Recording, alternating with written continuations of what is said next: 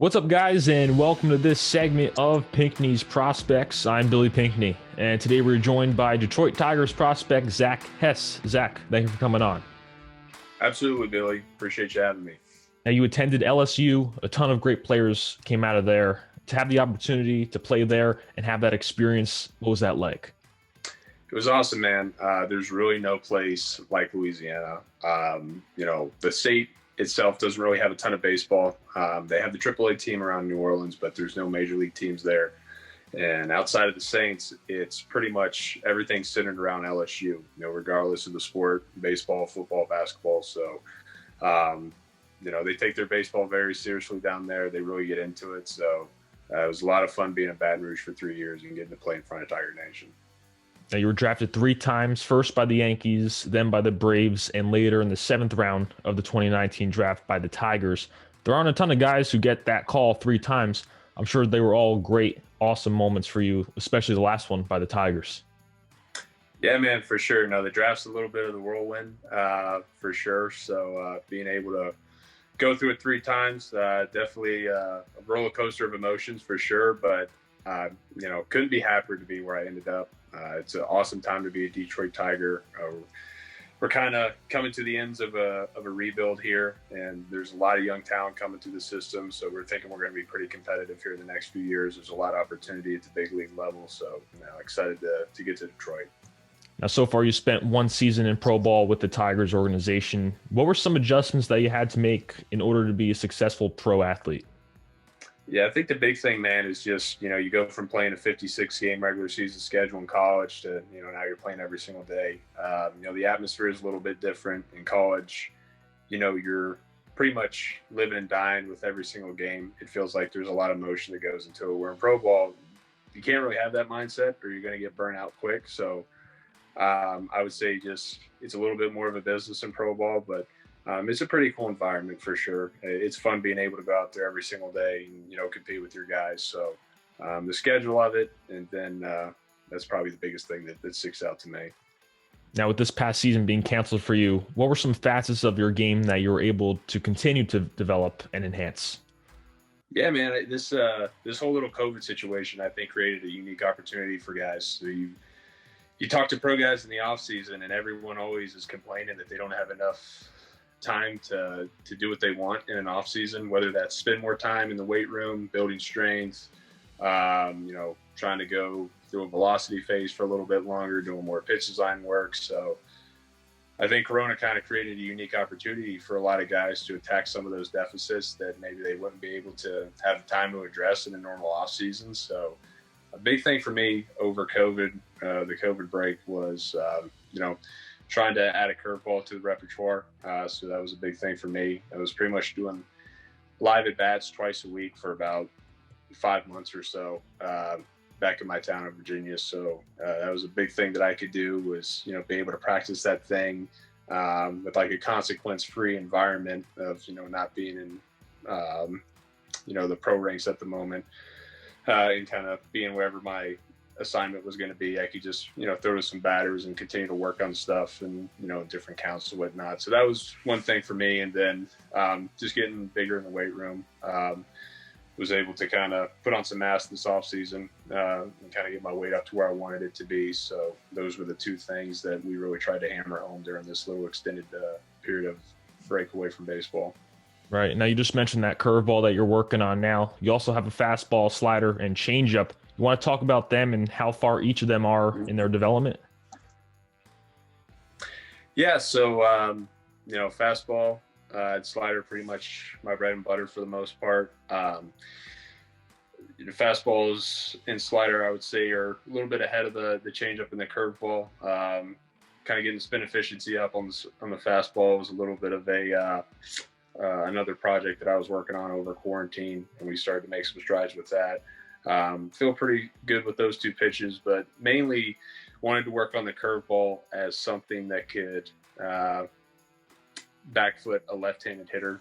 The changeup was more of like an equalizer pitch for me, just something I can dump in for strikes, maybe get some bad contact, but I wanted another swing and miss pitch. So I felt for me, my slider has a lot of horizontal movement to it, but not a ton of depth. So looking for something that could kind of get underneath the bat of a lefty, when you're kind of in a fight with them, and just something you can kind of put them away with. So that's why I pretty much went after the development with the curveball, and it's come a long way. I'm excited for it. I mean, we're starting to get to that point in the offseason where guys are starting to get on the mound, throw some bullpens and whatnot. So we're going to kind of revisit that here in a few weeks and, see if we can tune it up a little bit and continue to sharpen it right before spring training hits. Yeah, now you've been a starter mainly in the past in college, but now in pro ball, you're in the bullpen. Is that where you want to stay in the pen, or do you want to enter the rotation at some point? Yeah, so for me, I really don't have that big of a preference. I think, for where I'm at right now, being in the bullpen, there's a little bit more opportunity there. I think that's where the org is, kind of thinking about deploying me and developing me right now, which I have no problem with. I've done both in the past. I've started a lot of games. I've closed games. I've done some middle relief work. So, whatever's going to get me to the big leagues the quickest and, allow me an opportunity to, have a career in the big leagues, I'm all for. So, whatever the organization wants me to do, I'm all for it. Now, you're a tall guy at 6'6". Been talking to a lot of pitchers about that and their height. How do you think your height's impacted you, and maybe some of the advantages and even disadvantages that you have because of it? Yeah, dude, that's internet height. I'm not quite 6'6". I always did the little 2-inch bump whenever I was signing out forms and whatnot. I'm a little over 6'4", so I'm not quite there yet. But being a taller guy, you got a lot more longer limbs to work with and whatnot. So it kind of takes those guys a little bit longer to get in sync with their delivery than maybe a prototypical guy would if they were a little bit smaller or whatnot. But man, I think you can really use your height to your advantage and being able to leverage your pitches a little bit better. So I'll definitely stick to being on this side of the spectrum than the other.